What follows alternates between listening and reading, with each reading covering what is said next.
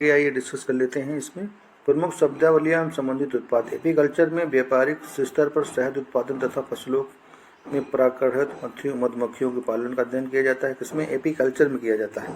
तो यहाँ पे आप देख सकते हैं, यहाँ पे ये चीज़ है। मैं जूम कर देता हूँ तो और इसमें मैं लगातार पढ़ता चला जाता हूँ, आप लोग देख सकते हैं इसमें। अब इसमें देखिए, एपीकल्चर में किसका अध्ययन किया जाता है? पक्षी पालन का अध्ययन किया जाता है। एक्वाकल्चर में जलीय जीवों, जंतुओं, वनस्पतियों को संवर्धन का अध्ययन किया जाता है। एल्गा कल्चर में एक्वाकल्चर एक प्रकार का जिसके अंतर्गत शैवालों की कृषि की जाती है, उसका अध्ययन किया जाता है। पीसी कल्चर में मत्स्य पालन का अध्ययन किया जाता है। तो आप लोगों को देखिए, ये पीसी कल्चर परीक्षा की दृष्टि से इम्पॉर्टेंट है, तो यहाँ पे आप टिक कर सकते हैं पीसी कल्चर। और इसमें जो है सेरीकल्चर, कच्चे रेशम के उत्पादन है तो रेशम कीटों का अध्ययन किया जाता है। ठीक, ये भी इम्पोर्टेंट है। सेरीकल्चर भी इम्पोर्टेंट है। ये इसमें क्या है? कच्चे रेशम के उत्पादन का अध्ययन किया जाता है। सिल्वीकल्चर में वन संवर्धन अध्ययन किया जाता है। स्पॉन्जी कल्चर में स्पंज संवर्धन का अध्ययन किया जाता है। फ्लोरिकल्चर में फूलों की खेती का अध्ययन किया जाता है, ये भी इम्पोर्टेंट है। और ओलोरिकल्चर में सब्जियों का अध्ययन किया जाता है। हॉर्टिकल्चर में फूलों एवं सब्जियों, मसालों का अध्ययन किया जाता है। और इसमें पोमोलॉजी में फलों और कृषियों का अध्ययन किया जाता है। और वर्मी कल्चर में कृषि उत्पादन में वृद्धि हेतु केचुआ का पालन का अध्ययन किया जाता है। ऑस्ट्रीकल्चर में व्यापार हेतु सीपों में कृत्रिम प्रजनन का अध्ययन किया जाता है। ओलोलीकल्चर में जैतून का उत्पादन, संरक्षण तथा व्यापार का अध्ययन किया जाता है। हेलोकल्चर में घोंघे का संवर्धन का अध्ययन किया जाता है। विटीकल्चर यानी अंगूर का उत्पादन। और पेरिकल्चर मानव के उपभोग है, समुद्री जीवों में जंतुओं का अध्ययन किया जाता है। और मोरिकल्चर में शहतूत की खेती की जाती है। हाइड्रोपोनिक्स, एक होता है हाइड्रोपोनिक्स में, या इसे एरोपोनिक्स भी कहते हैं। ठीक, तो इसको एरोकल्चर में किसका अध्ययन? मृदा विहीन पादप संवर्धन का अध्ययन किया जाता है। अब आइए यहाँ पे देख लेते हैं, कुछ इम्पोर्टेंट है यहाँ पे जो है सेरिकल्चर। हाँ, सेरिकल्चर में किसका अध्ययन किया जाएगा? यहाँ पे देख सकते हैं आप, ये है, यहाँ पे मैं इसका डिस्कस कर रहा हूँ। इसमें खट्टे फलों उत्पादों का संवर्धन का अध्ययन किया जाएगा। विटीकल्चर में सब्जियों एवं पौधों की कृषि, मुख्यतः जड़ वाले फसलों एवं कृषि का जिनमें कायिक प्रवर्धन होता है, उनका अध्ययन किया जाता है। अब आइए इससे संबंधित क्वेश्चन कर लेते हैं देर न करते हुए। तो इसमें सबसे पहले क्वेश्चन उठाते हैं हम। यहाँ पे ये देख लीजिए, ये आप लोगों को काम है, ध्यान से आराम से सुनते जाइए, आपका रिविजन होता चला जाएगा। तो इसमें सबसे पहले हम डिस्कस करेंगे, जंतु विज्ञान का अध्ययन करता है। कौन करता है? केवल जीवित जानवरों का, केवल जीवित वनस्पतियों का, जीवित व मृत जानवर दोनों का, जीवित व मृत वनस्पति दोनों का। मतलब जीव विज्ञान के अंतर्गत, जूलॉजी के अंतर्गत किसका अध्ययन किया जाता है? तो यहाँ पे हमारा ऑप्शन कौन सा सही होता है? ऑप्शन हमारा सी सही होता है। तो सी में क्या है? जीवित व मृत जानवर दोनों का अध्ययन किया जाता है। अब डिस्कस कर लेते हैं कि जंतु विज्ञान जो जूलॉजी होता है के अंतर्गत जीवित एवं मृत जानवरों के विस्तृत का अध्ययन किया जाता है। यहाँ पे आप देख सकते हैं। अब आगे देखेंगे, जीव विज्ञान यानी बायोलॉजी की एक प्रमुख शाखा ब्रांच है जो जूलॉजी है। बायोलॉजी दो ब्रांचों में डिवाइडेड है, एक जूलॉजी और एक बॉटनी। कितने? जो ये बायोलॉजी है हमारा, ये देखिए यहाँ पे बायोलॉजी, बायो का मतलब होता है लाइफ, लॉजिक मतलब होता है अध्ययन। अब ये दो भागों में डिवाइड हो गई है, एक होता है जूलॉजी और दूसरा होता है बॉटनी। ठीक, जूलॉजी में जंतुओं का अध्ययन किया जाता है, बॉटनी में पादपों का अध्ययन किया जाता है। ठीक, और इससे पहले मैं डिस्कस कर ही चुका हूँ कि जो बायोलॉजी शब्द का प्रयोग सबसे पहले किसने दिया था? तो सबसे पहले दिया था ट्रेविनस तथा लैमार्क ने दिया था। ठीक, और जिसके जनक किसको कहा गया है? अरस्तु कहा गया है। ठीक, यहाँ पे आप देख सकते हैं, ये अरस्तु हैं, अरिस्टोटल माने जाते हैं इसके जनक। और इसमें जो लैमार्क तथा ट्रेविनस ने थे, जो दो वैज्ञानिक थे, इन्होंने केवल इसका नाम दिया था। ठीक, जो विज्ञान शब्द का प्रयोग किया था। और इसके बारे में सबसे ज़्यादा जो फादर होते हैं, जनक हैं, इन्होंने बताया था। कौन? अरस्तु ने ही बताया था। इसमें फादर आप जो है, अगर पूछा जाए बायोलॉजी कौन है, तो इसमें आप लोग बताएंगे जो है अरस्तु हैं। अगर फादर आप जूलॉजी पूछा जाए तो आप क्या बताएंगे? इसमें अरस्तु ही बताए जाएंगे। अगर फादर ऑफ बॉटनी पूछा जाए तो आप लोग क्या बताएंगे? फादर ऑफ बॉटनी बताएंगे, थियोफ्रिस्टस। ठीक, तो ये हमारा पहला क्वेश्चन हो गया। आइए नेक्स्ट क्वेश्चन देखते हैं।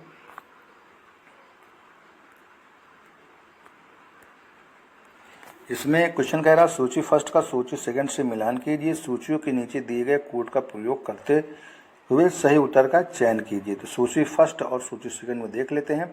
इसमें सबसे पहले दे रखा है पक्षी, वंशागत, पर्यावरण, जीवाश्म, पेलियोबायोलॉजी, इकोलॉजी, ऑर्निथोलॉजी और जेनेटिक्स। अब इसमें हम लोगों को इसमें 4 ऑप्शन दे रखे हैं ABCD, तो इसमें कौन सा ऑप्शन सही होगा? तो इसमें सबसे पहले ऑप्शन सही होगा, यहाँ पे मैं बता देना चाहता हूँ आपको, इसमें ऑप्शन हमारा सही होगा बी वाला ऑप्शन। ठीक, तो आइए बी वाले ऑप्शन से मैच करते हैं। तो इसमें पक्षी का अध्ययन किसके अंदर किया जाता है? ऑर्निथोलॉजी के अंदर किया जाता है, ऑर्निथोलॉजी के अंदर किया जाएगा। और वंशागति का अध्ययन किसके अंदर किया जाएगा? तो ये हमारा जेनेटिक्स के अंतर्गत किया जाएगा। और पर्यावरण का अध्ययन किसके अंदर किया जाएगा? तो ये हमारा इकोलॉजी का अध्ययन किया जाएगा। और बचा जीवाश्म स्पिलोलॉजी का अध्ययन किया जाएगा। ठीक, आप यहाँ पे देख सकते हैं जो सही सुमेलन इस प्रकार है: पक्षी का अध्ययन ऑर्निथोलॉजी में, वंशागति का जेनेटिक्स में, पर्यावरण का इकोलॉजी में और जीवाश्म का पेलियोलॉजी में। ठीक, अब देखेंगे फूलों का अध्ययन को क्या कहते हैं? फ्रेनोलॉजी कहते हैं, एंथ्रोलॉजी कहते हैं, एग्रोस्टोलॉजी कहते हैं कि पेलिनोलॉजी कहते हैं? तो क्या कहते हैं? फूलों का अध्ययन को क्या कहते हैं? एंथ्रोलॉजी कहते हैं। हमारा ऑप्शन इसमें कौन सही होगा? ये हमारा ऑप्शन देख लीजिए यहाँ पे, ये बी वाला ऑप्शन सही होगा। अब इसको डिस्कस कर लेते हैं। जो हमारे 4 ऑप्शन दे रखे थे, फ्रेनोलॉजी, एंथ्रोलॉजी और एग्रोस्टोलॉजी और पेलिनोलॉजी, अब इसमें देख लेते हैं किसमें किसका अध्ययन किया जाता है। जो फ्रेनोलॉजी है इसमें किसका अध्ययन किया जाता है? इसमें देखिए यहाँ पे मस्तिष्क के विभिन्न भागों की क्रियाशीलता तथा विक्षिप्तता का अध्ययन किया जाता है। एंथ्रोलॉजी में पहले ही बता चुका हूँ, फूलों का अध्ययन किया जाएगा। एग्रोस्टोलॉजी में घास का अध्ययन किया जाएगा। और पेलिनोलॉजी में विभिन्न प्रकार के परागकणों का अध्ययन किया जाएगा। पेलिनोलॉजी में किसका अध्ययन किया जाएगा? विभिन्न प्रकार के परागकणों का अध्ययन किया जाएगा। अब कीटों के वैज्ञानिक अध्ययन को क्या कहते हैं? कीटों के वैज्ञानिक अध्ययन को क्या कहते हैं? इक्थियोलॉजी कहते हैं कि एंटोमोलॉजी कहते हैं, पैरासिटोलॉजी कहते हैं, मेलकोलॉजी कहते हैं? तो यहाँ हमारा ऑप्शन सही हो जाएगा बी। क्या कहेंगे? एंटोमोलॉजी कहेंगे। अब आइए इसमें जो है इसका जो है डिस्क्रिप्टिव देख लेते हैं। तो इक्थियोलॉजी में किसका अध्ययन किया जाएगा? मस्तिष्क की संरचना एवं कार्य का अध्ययन किया जाएगा। और एंटोमोलॉजी में कीटों का अध्ययन किया जाएगा। ये बहुत सारे इंपॉर्टेंट है, खाली आप सुनते रहिए ध्यान से, आपका रिवीजन होता रहेगा। पैरासिटोलॉजी में किसका अध्ययन किया जाएगा? परजीवों का अध्ययन किया जाएगा। और मेलकोलॉजी में किसका अध्ययन किया जाएगा? मोलस्का एवं खोजों का अध्ययन किया जाएगा। अब हमारा 5वां क्वेश्चन है, आइए देख लेते हैं 5वां क्वेश्चन में क्या बताया गया है। इसमें बताया गया है कि निम्नलिखित में से कौन सा विषय जनसंख्या और मानव समुदाय के महत्वपूर्ण आंकड़ों के अध्ययन से संबंधित है? इसमें 4 ऑप्शन दे रखे हैं। परिस्थिति विज्ञान होगा, अनुवांशिकी होगा, जननांकी होगा और वायरस विज्ञान होगा। तो यहाँ पे हमारा ऑप्शन सही हो जाएगा। क्या ऑप्शन सही हो जाएगा? यहाँ पे जननांकी के अंदर अध्ययन किया जाता है। किसमें? जननांकी के अंदर। अब देख लेते हैं जननांकी में इसमें जो है इसका जो है डिस्क्रिप्शन ये। अब आइए, जो जननांकी यानी इंग्लिश में इसको क्या कहते हैं? डेमोग्राफी कहते हैं। इसके अंतर्गत जनसंख्या और मानव समुदायों के समस्त निर्धारक तत्वों तथा उनके परिणामों का अध्ययन किया जाता है। इसके अंतर्गत जनसंख्या के आकार, क्षेत्रीय वितरण एवं बनावट, उसमें पाए जाने वाले परिवर्तन तथा परिवर्तन के उत्तरदायी कारणों जैसे जन्म दर, मृत्यु दर, क्षेत्रीय संरक्षण एवं सामाजिक गतिशीलता का अध्ययन किया जाता है। अर्थात इसके अंतर्गत जनसंख्या के गुणात्मक एवं परिणात्मक दोनों पक्षों का अध्ययन किया जाता है व विश्लेषण किया जाता है। आशा करता हूं कि आप लोगों को ये वीडियो समझ में आ रहा होगा। ठीक, अब हमारा 6 क्वेश्चन है। अब 6 क्वेश्चन है, इसमें पूछा गया कि विभिन्न संस्कृतियों के वैज्ञानिक विवरण के तुलनात्मक अध्ययन को क्या कहते हैं? एक थिनोलॉजी कहते हैं, एथनोग्राफी कहते हैं, इथोलॉजी कहते हैं, एथिक्स कहते हैं? तो इसमें क्या कहते हैं? हमारा ऑप्शन सही हो जाएगा इथनोलॉजी। यहाँ पे है क्वेश्चन क्या है? विभिन्न संस्कृतियों के वैज्ञानिक विवरण के तुलनात्मक अध्ययन क्या कहेंगे? इथोलॉजी कहेंगे। अब देखिए यहाँ पे इसका डिस्क्रिप्शन है, यहाँ पे ये, तो इसको हम लोग देख लेते हैं यहाँ पे। अब सबसे पहले दे रखा है इथनोलॉजी। इसमें विभिन्न संस्कृतियों के वैज्ञानिक विवरणों का तुलनात्मक अध्ययन किया जाता है। और इथनोग्राफी में किसका अध्ययन किया जाता है? किसी विशेष संस्कृति का अध्ययन किया जाता है। इथोलॉजी में मानव सहित सभी जंतुओं के व्यवहार का अध्ययन किया जाता है। एथिक्स में नैतिक आचार तथा कर्तव्य का मनोवैज्ञानिक अध्ययन किया जाता है। ये हो गया हमारा। अब अगला क्वेश्चन देख लेते हैं। जैविक जगत में होने वाले कार्य, गुण तथा पद्धति के अध्ययन को, इस ज्ञान को मशीनी जगत में उपयोग करने को क्या कहते हैं? क्वेश्चन कह रहा है कि जैविक जगत में होने वाले कार्य तथा गुण पद्धति के अध्ययन को इस वैज्ञानिक की मशीनी जगत में उपयोग करने को क्या कहते हैं? बायोनिक्स कहते हैं, बायोनोमिक्स कहते हैं, बायोनोमी कहते हैं, बायोमेट्री कहते हैं। तो इसमें हमारा ऑप्शन सही हो जाएगा, ये हमारा पहला ऑप्शन सही हो जाएगा। ये यहाँ पे देख सकते हैं आप, बायोनोमिक्स कहते हैं। ठीक, अब इसका डिस्क्रिप्शन देख लेते हैं। यहाँ पे ये बायोनिक्स में जैव जगत में होने वाले कार्य गुण तथा पद्धति का अध्ययन अजैव तंत्र द्वारा इसका प्रयोग इसके अंतर्गत अध्ययन किया जाता है। कहने का तात्पर्य जो बायोनिक्स है, इसमें जैव जगत में होने वाले कार्य गुण एवं पद्धति का अध्ययन एवं अजैव तंत्र का पर इसका प्रयोग जो किया जाता है उसका अध्ययन किया जाता है। और जो बायोनोमिक्स होता है, जीवधारियों का उनके वातावरण के साथ संबंध का अध्ययन किया जाता है बायोनोमिक्स में। और बायोनोमी में जीवन के नियमों का अध्ययन किया जाता है, यानी लॉज ऑफ लाइफ का अध्ययन किया जाता है। बायोमेट्री में गणित एवं सांख्यिकी तकनीकों द्वारा जीव विज्ञान का अध्ययन किया जाता है। अब पेलियो वनस्पति के अंतर्गत किसका अध्ययन करते हैं? जंतु जीवाश्म का, शैवाल का, फफूंदी का, इनमें से कोई नहीं। पेलियो वनस्पति के अंतर्गत किसका अध्ययन करते हैं? तो इसमें हमारा ऑप्शन सही हो जाएगा, इनमें से कोई नहीं।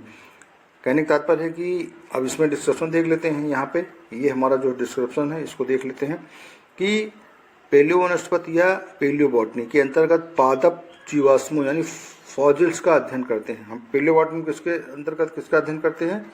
जीवाश्मों का अध्ययन करते हैं, राइट, जो कि लाखों वर्ष। अब जीवाश्म क्या होते हैं आइए जान लेते हैं। जो लाखों वर्ष यानी पूर्व में बर्फ या मिट्टी इत्यादि के नीचे किसी प्राकृतिक घटना के कारण दब गए थे। यानी मान लिया कि आज से हजारों लाखों साल जो साल पहले कोई आपदा हुई या कोई घटना घटी गई हो, यानी भूकंप आया होगा, तो मान चले कि नीचे की मिट्टी ऊपर आ गई, ऊपर की मिट्टी नीचे चली गई। तो इसमें क्या हुआ कि मान लिया कि मिट्टी के नीचे कुछ सारी चीज़ें दब गई या बर्फ नीचे दब गई, ठीक, और किसके? प्राकृतिक घटना के कारण। तो उनकी जो छाप है तो पत्थरों के चट्टानों से हमको प्राप्त होती, तो उनकी छाप बन जाती है किसमें? यानी कि चट्टानों में। ठीक, जो मिट्टी होती है, बर्फ होती है, तो मान ली कोई चीज़ दब गई तो उसकी छाप उसमें बन गई, तो उसको क्या कहते हैं? जीवाश्म कहते हैं। तो जीवाश्मों से जैव विकास के वास्तविक यानी ठोस प्रमाण मिलते हैं। तो इसमें हमारे एक साइंटिस्ट हैं प्रोफेसर बीरबल साहनी, ठीक, तो इनको क्या है? भारतीय जीवाश्म वनस्पति विज्ञान का जनक कहा जाता है, यानी फादर ऑफ इंडियन पेलियोबॉटनी। तो इनका बहुत महत्वपूर्ण रोल है। यहाँ पे देख लीजिए, ये पेलियोबॉटनी का जनक कहा जाता है। इन्होंने इसके अंतर्गत अध्ययन किया और सारी खोज करके निकाला है। अब इसमें एक क्वेश्चन और है, रेशम कीट पालन को क्या कहते हैं? एपीकल्चर कहते हैं, हॉर्टिकल्चर कहते हैं, सेरिकल्चर कहते हैं, फ्लोरिकल्चर कहते हैं। तो यहाँ हमारा ऑप्शन सही हो जाएगा, ये हमारा ऑप्शन हो जाएगा सही, इसमें सी ऑप्शन सही हो जाएगा, सेरिकल्चर कहते हैं। अब इसमें आगे देख लेते हैं, ये यहाँ पे, ठीक। तो अब इसमें जो है एपीकल्चर के अंतर्गत व्यापारिक स्तर पर शहद उत्पादन तथा फलों में परागकणों हेतु मधुमक्खी पालन का अध्ययन किया जाता है, एपीकल्चर में किया जाता है, ठीक, ये सारे इंपॉर्टेंट है। हॉर्टिकल्चर में पुष्प एवं फल देने वाले पौधों का अध्ययन किया जाता है। सेरिकल्चर में कच्चे रेशम के उत्पादन हेतु रेशम कीट पालन का अध्ययन किया जाता है। फ्लोरिकल्चर में सजावट के लिए काम आने वाले पुष्पों का अध्ययन किया जाता है। मान चलिए ये जितने भी दे रखे हैं सारे वेरी इंपॉर्टेंट है, मोस्ट इंपॉर्टेंट है, तो इनको आप लोगों को रट लेना है, ठीक। अब मधुमक्खी का उपयोग किया जाता है किस लिए? सेरिकल्चर में किया जाता है, एपीकल्चर में किया जाता है, टिश्यू कल्चर में किया जाता है, फिजिकल्चर में किया जाता है। तो यहाँ हमारा ऑप्शन सही हो जाएगा, किस में किया जाता है? मधुमक्खी का उपयोग किस में किया जाता है? एपीकल्चर में किया जाता है। यहाँ पे देख सकते हैं आप, ठीक। अब अगला क्वेश्चन है, निम्नलिखित में से कौन सा एक सही सुमेलित नहीं है? इसमें खेती दे रखी है और खेती का नामकरण दे रखा है। तो उसमें बता रखा है फूलों खेती क्या फ्लोरिकल्चर में की जाती है, फसलों खेती एग्रोनॉमी में की जाती है, सब्जियों खेती हॉर्टिकल्चर में की जाती है, फलों खेती किस में की जाती है? पोमोलॉजी में। तो इसमें हमारे ऑप्शन फूलों खेती फ्लोरिकल्चर में की जाती है, फसलों खेती एग्रोनॉमी में की जाती है और फलों खेती पोमोलॉजी में की जाती है। तो इसमें हमारा जो ऑप्शन सही सुमेलित नहीं है, सब्जियों खेती हॉर्टिकल्चर में नहीं की जाती है, यहाँ पे किस में की जाती है? यहाँ पे बागवानी में की जाती है। ये देख सकते हैं, यहाँ पे बागवानी में की जाती है, ठीक, यहाँ पे, ठीक। अब आइए इसका डिस्क्रिप्शन देख लेते हैं। इसमें जो है ये हमारा डिस्क्रिप्शन होगा, तो इसको ध्यान से सुनिए आप लोग। मैं पढ़ने जा रहा हूँ और बीच बीच में समझाता भी रहूँगा। बागवानी को इंग्लिश में हॉर्टिकल्चर बोलते हैं। कृषि की एक विशेष पद्धति है जिसके तहत फलों की कृषि यानी पोमोलॉजी, सब्जियों की कृषि यानी ओर्टिकल्चर तथा फलों की कृषि फ्लोरिकल्चर आती है। इसमें जो हमारा प्रश्न दिया गया था उसमें ए एवं डी के तहत फलों की खेती और फूलों की खेती एवं फलों की खेती के लिए क्रमशः फ्लोरिकल्चर। हम यहाँ बात कर रहे थे बागवानी यानी हॉर्टिकल्चर। कृषि की एक विशेष पद्धति है जिसके तहत फलों एवं कृषि यानी पोमोलॉजी, सब्जियों की कृषि ओर्टिकल्चर तथा फूलों की कृषि फ्लोरिकल्चर आती है। जो प्रश्न में ए एवं डी के तहत फूलों की खेती एवं फलों की खेती के लिए क्रमशः फ्लोरिकल्चर एवं पोमोलॉजी नामकरण किया गया है। जो इसके लिए विशिष्ट शब्दावलियां हैं। विकल्प सी के अंतर्गत सब्जियों की खेती के लिए नामकरण हॉर्टिकल्चर किया गया है, जो इसकी बृहत श्रेणी की शब्दावली है। सब्जियों खेती के लिए इसकी विशिष्ट शब्दावली फ्लोरिकल्चर है। यदि सभी नामकरण विशिष्ट शब्दावली के रूप में सही माने जाएं तो विकल्प तो फसलों की खेती किसमें की जाएगी? एग्रोनॉमी में की जाएगी। अब अगला क्वेश्चन है हमारा, सब्जी के लिए काम आने वाले पौधों के अध्ययन को क्या कहा जाता है? फ्लोरिकल्चर कहा जाता है, पोमोलॉजी कहा जाता है, हॉर्टिकल्चर कहा जाता है, फ्लोरिकल्चर कहा जाता है। तो इसमें हमारा आंसर क्या होगा? डी होगा। जो सब्जी के लिए क्या फ्लोरिकल्चर का अध्ययन किया जाता है। अब अगला क्वेश्चन हमारा, निम्नलिखित युग्मों में सुमेलित नहीं है। इसमें 4 ऑप्शन दिए गए हैं, उनके सामने उनके बारे में बताया गया है। तो इसमें एक बताना है कि कौन सा इसमें सुमेलित नहीं है। एपीकल्चर में शहद की मक्खी का अध्ययन किया जाता है, सही है। सेरीकल्चर में सिल्क वर्म का अध्ययन किया जाता है, सही है। पिसिकल्चर में लाख कीड़ा का अध्ययन नहीं किया जाता। पिसिकल्चर में मत्स्य का अध्ययन किया जाता है। किसका अध्ययन किया जाता है? मत्स्य यानी मछली पालन का अध्ययन किया जाता है। किसमें किया जाता है? इसमें ये जो देख रहे हैं लाख कीड़ा है, यहाँ पे मत्स्य पालन होगा। तो ये हमारा ये ऑप्शन गलत है। हॉर्टिकल्चर में फूलों का अध्ययन किया जाता है, ठीक। तो पिसिकल्चर में मछली पालन से संबंधित है। अन्य प्रश्नागत युग्म सुमेलित हैं। अब अगला क्वेश्चन देख लेते हैं, निम्नलिखित में से कौन सी जोड़ी सुमेलित है? इसमें कुछ जोड़ियां बताई गई हैं और कौन सी सुमेलित है उसके बारे में बताया गया है। तो लेक्सोग्राफी शब्दकोश का संकलन इसके अंदर का अध्ययन किया जाता है, और फिलोलॉजी में डॉक्ट्रेटको का संग्रह किया जाता है। एंटोमोलॉजी में मानव शरीर का अध्ययन किया जाता है।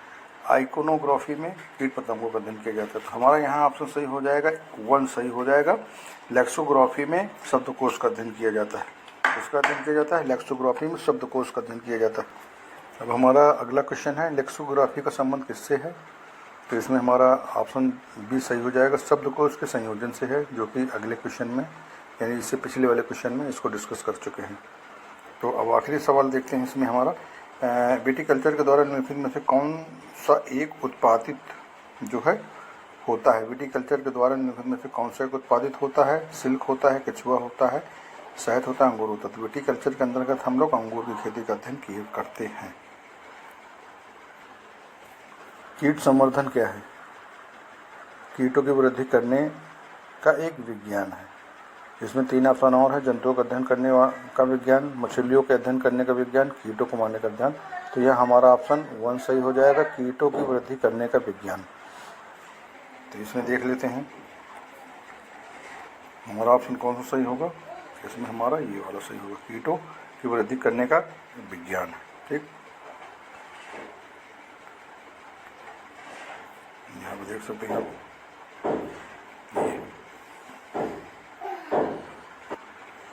कीट संवर्धन यानी कीटों जैसे केचुआ की वृद्धि करने का विज्ञान है। केचुआ कृषकों का एक मित्र है, भूमि की आंत कहा जाता है।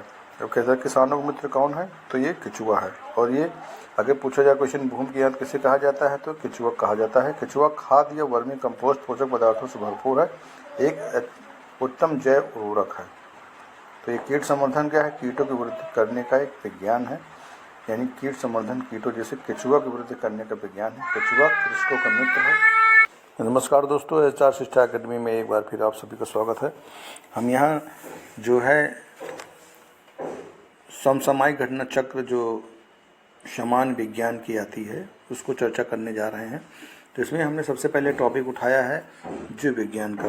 जीव विज्ञान टॉपिक डिस्कस करेंगे, इसके बाद जो है जीव विज्ञान में मानव शारीरिकी एवं क्रिया विज्ञान, पादप कार्यकी एवं रोग एवं उपचार। इसमें बहुत से टॉपिक हैं जिसको हमको डिस्कस करना है। तो जीव विज्ञान की उप शाखाएँ आज डिस्कस करेंगे। इसके बाद जैव विकास करेंगे, वर्गीकरण करेंगे, कोशिका करेंगे, आनुवंशिकता एवं जैव उर्वरक करेंगे और भौतिक विज्ञान के भी टॉपिक डिस्कस करेंगे, रसायन विज्ञान की। तो मान के चलिए कि सामान्य विज्ञान जितनी भी परीक्षा में आती है, कोई भी परीक्षा हो, सब में विज्ञान का रोल बहुत महत्वपूर्ण रहता है। तो आने वाले आगामी एग्जाम को देखते हुए मैंने ये टॉपिक उठाया है और ये सब्जेक्ट उठाया है। तो आइए देर न करते हुए डिस्कस स्टार्ट करते हैं। सबसे पहले देखिए, इसमें हम डिस्कस करेंगे जीव विज्ञान की उप शाखाएँ। ठीक, तो जीव विज्ञान की उप शाखाओं में हम सबसे पहले बात करते हैं कि जो सामान्यतः विज्ञान शब्द प्रत्येक सुव्यवस्थित एवं क्रमबद्ध विज्ञान या अनुभव के लिए प्रयुक्त होता है। इसको मुख्यतः दो भागों में प्रकृति विज्ञान यानी नेचुरल साइंस तथा सामाजिक विज्ञान सोशल साइंस में विभाजित किया जा सकता है। प्रकृति विज्ञान दो प्रमुख शाखाओं फिजिकल साइंस तथा लाइफ या बायोलॉजिकल साइंस या लाइफ और बायोलॉजिकल साइंस में विभाजित किया जा सकता है, जो पुनः कई शाखाओं व उप शाखाओं में विभाजित होता है। लेमार्क तथा ट्रेविनस नामक वैज्ञानिकों ने सर्वप्रथम जीव विज्ञान बायोलॉजी शब्द का प्रयोग किया। तो यहाँ एक महत्वपूर्ण लाइन निकल के आ रही है, इसको देख लीजिए। हम यहाँ बता देते हैं कि जो इसमें ये यहाँ पे देख लीजिए, जीव विज्ञान शब्द का सबसे पहले यानी कि लेमार्क तथा ट्रेविनस दो वैज्ञानिक थे। लेमार्क एवं ट्रेविनस नामक वैज्ञानिकों ने सर्वप्रथम जीव विज्ञान यानी बायोलॉजी शब्द का प्रयोग किया था। ठीक, एक महत्वपूर्ण पॉइंट है। अब देखिए यहाँ पे हम इसकी शाखाओं के बारे में डिस्कस करेंगे। पहले आइए शाखाएं देख लेते हैं। इसमें जो है ये इसकी शाखाएं हैं। तो इसमें सबसे पहले जूलॉजी,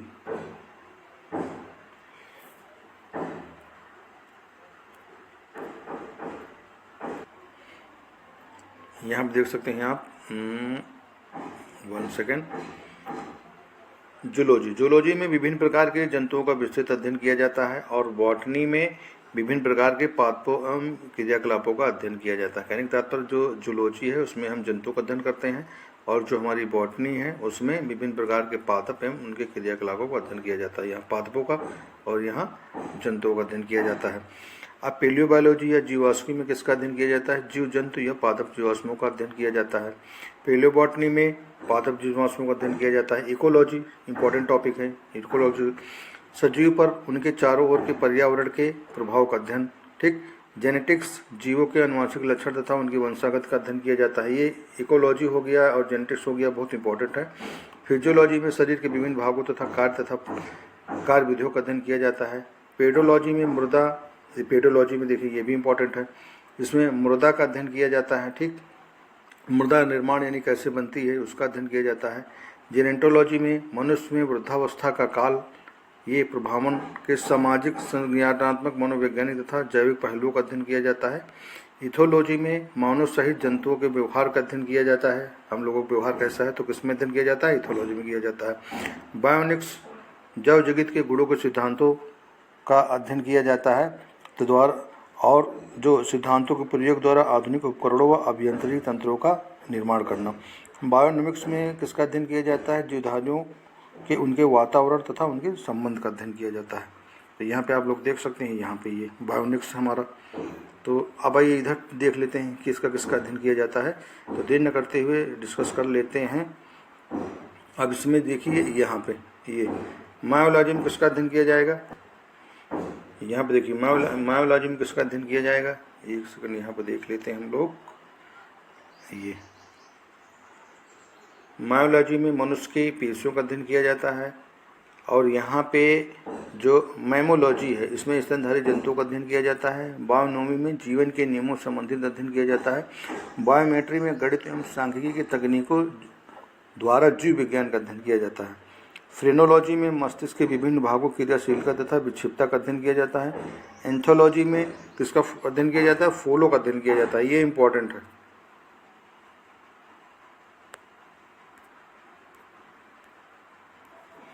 अब यहाँ पे देखिए एंथोलॉजी में हमने बताया किसका अध्ययन किया जाता है? फूलों का अध्ययन किया जाता है। ये हमारा एंथोलॉजी है, इंपॉर्टेंट है परीक्षा की दृष्टि को देखते हुए। एग्रोस्टोलॉजी में घास का अध्ययन किया जाता है। पेलियोलॉजी में विभिन्न प्रकार के परागणों का अध्ययन किया जाता है। ठीक, और यहाँ पे देख सकते हैं आप, इसमें पेलिनोलॉजी में विभिन्न प्रकार के परागणों का अध्ययन किया जाता है। ये भी इम्पोर्टेंट है, परागणों का अध्ययन किसमें किया जाएगा, तो पेलिनोलॉजी में किया जाएगा, राइट। यहाँ पे देखिए विभिन्न परागणों का अध्ययन किया जाएगा। ऑन्कोलॉजी में कैंसर का अध्ययन किया जाएगा, ठीक। और टेरेंटोलॉजी में शारीरिक विकास में आने वाली असंतताओं का अध्ययन किया जाएगा। कॉन्ड्रोलॉजी में उपस्थित संबंधित ज्ञान का अध्ययन किया जाएगा।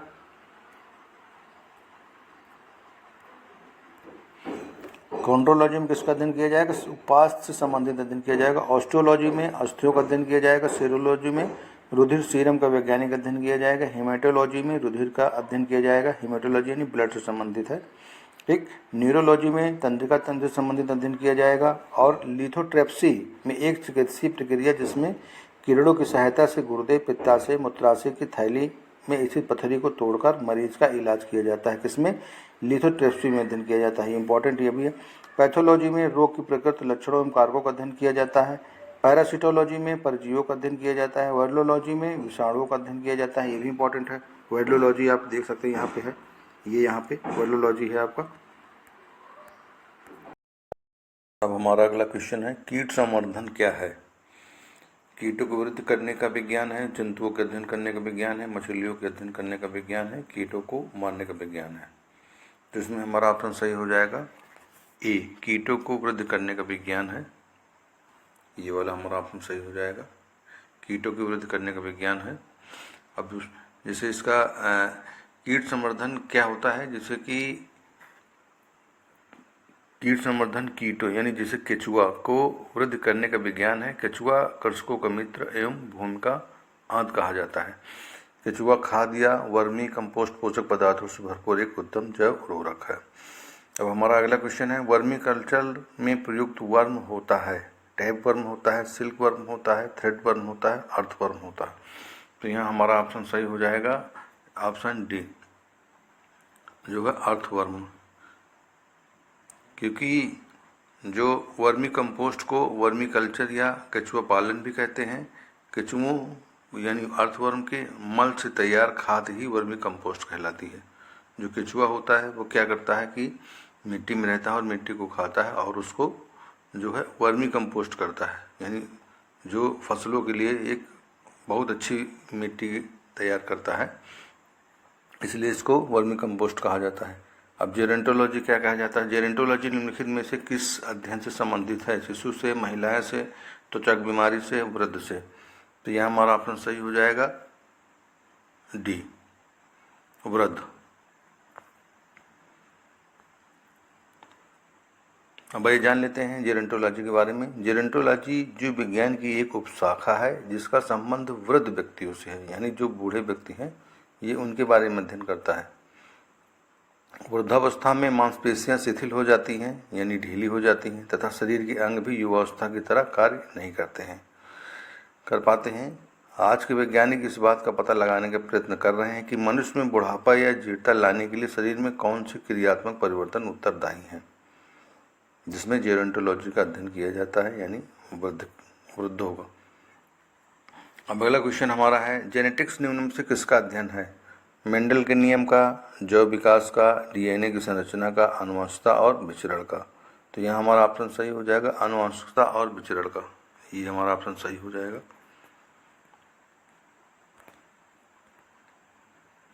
ये वाला हमारा ऑप्शन सही हो जाएगा आनुवंशिकता और विचरण का, क्योंकि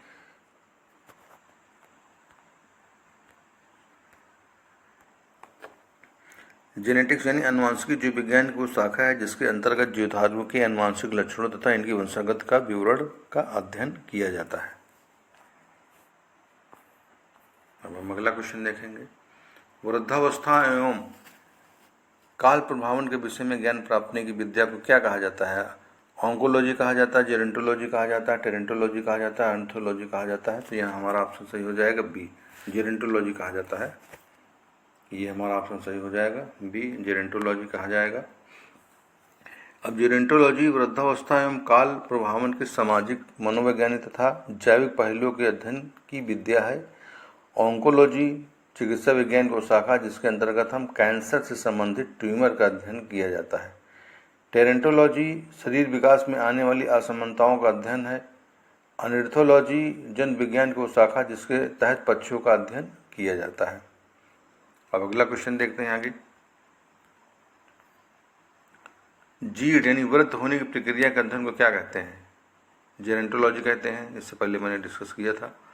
अब कहें पेडोलॉजी निम्नलिखित में से पेडोलॉजी निम्न वैज्ञानिक अध्ययन से संबंधित है। वायुमंडल से, मिट्टी से, प्रदूषण से, बीज से। तो ये हमारा यहाँ मिट्टी से संबंधित है, हमारा ऑप्शन सही है। पेडोलॉजी में किसका अध्ययन किया जाता है? मिट्टी का अध्ययन किया जाता है।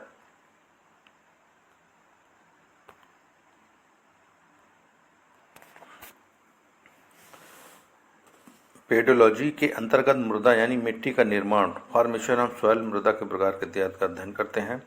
मृदा एक भौतिक घटक है जिससे हरे पौधे कच्चे पदार्थ के रूप में जल एवं खनिज लवण प्राप्त करते हैं। मिट्टी भौतिक चट्टान के अपक्षय से निर्मित होती है। अब अगला क्वेश्चन देखते हैं। अस्थियों का अध्ययन विज्ञान की शाखा के अंतर्गत किया जाता है। ऑस्टियोलॉजी के अंतर्गत किया जाता है, ओरोलॉजी के अंतर्गत किया जाता है, सीरोलॉजी और जियोलॉजी।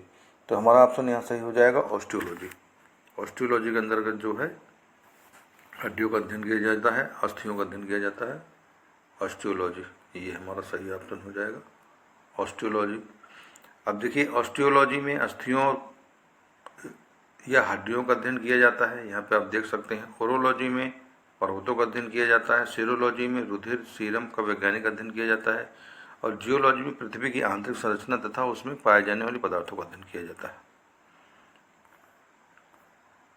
हम देखेंगे अब इसमें जो है हड्डियों की पढ़ाई विज्ञान की शाखा के अंतर्गत होती है। जियोलॉजी, सीरोलॉजी, ओरोलॉजी और ऑस्टियोलॉजी। तो ऑस्टियोलॉजी के अंतर्गत होती है।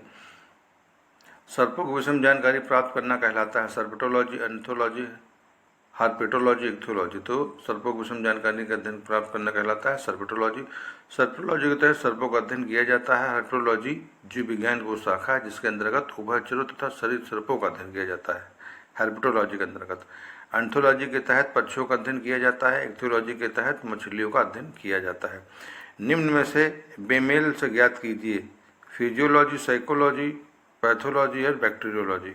तो यहाँ हमारा ऑप्शन सही हो जाएगा निम्न से बेमेल शब्द, मान कि अलग शब्द छाटना। जैसे फिजियोलॉजी, पैथोलॉजी, बैक्टीरियोलॉजी तो सेम है, साइकोलॉजी यहाँ पे अलग है, क्योंकि फिजियोलॉजी, पैथोलॉजी, बैक्टीरियोलॉजी जीव विज्ञान से संबंधित विधाएं हैं, जबकि साइकोलॉजी मनोविज्ञान की एक अलग विद्या है। हाइड्रोपोनिक्स क्या होता है? इम्पॉर्टेंट है। हाइड्रोपोनिक्स क्या होता है? आइए जान लेते हैं कि हाइड्रोपोनिक्स क्या होता है। मृदा विहीन पादप संवर्धन है, पादप में कलम करना है, सब्जियों का अध्ययन है, जल संरक्षण है। तो यहाँ हमारा ऑप्शन सही हो जाए मृदा विहीन पादप संवर्धन। कौन सा है? मृदा विहीन पादप संवर्धन है। अब इसका डिस्क्रिप्शन देख लेते हैं। तो हाइड्रोपोनिक्स एक ऐसी प्रक्रिया है जिसमें खनिज पोषक तत्वों के विलयन के प्रयोग द्वारा जल में पौधों को उगाया जाता है। ये पौधों को उगाने की ऐसी विधि है जिसमें भूमि में पौधे नहीं उगाए जाते हैं। तो हमारा ये चैप्टर जो है हम स्टार्ट किए थे, इसमें सबसे पहले जीव विज्ञान की उप शाखाएँ, तो उप शाखाएँ इसमें हमने डिस्कस कर दी है।